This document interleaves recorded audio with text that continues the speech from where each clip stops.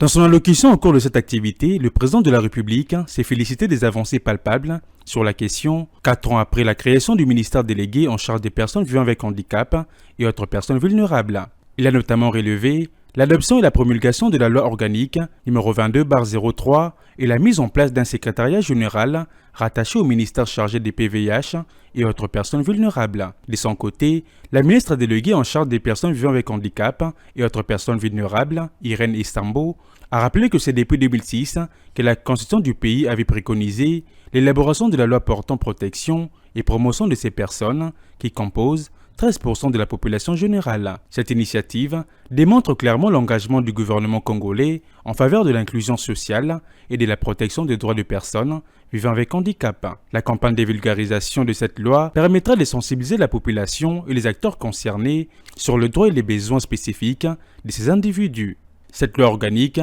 numéro 22/003 du 3 mai 2022, portant protection et promotion des droits des personnes vivant avec handicap et qui est conforme aux normes internationales, préconise une approche du handicap basée sur le droit de l'homme et non sur l'assistance, offrant ainsi une base solide pour la protection et la promotion des droits des personnes vivant avec handicap. Elle punit par exemple d'une amende de 250 000 francs congolais toute personne qui viole les dispositions de l'article 43 de cette loi. On y trouve aussi des peines allant de 3 à 6 mois de servitude pénale principale contre toute personne avec handicap ou non qui aura utilisé ou tenté d'utiliser un enfant mineur comme assistance humaine. Signalant qu'au cours de la même cérémonie, le chef de l'État a procédé au vernissage du premier dictionnaire de la langue des signes congolaise, un ouvrage qui répond au souci d'implémentation de la Convention internationale des Nations Unies pour les personnes vivant avec handicap en République démocratique du Congo.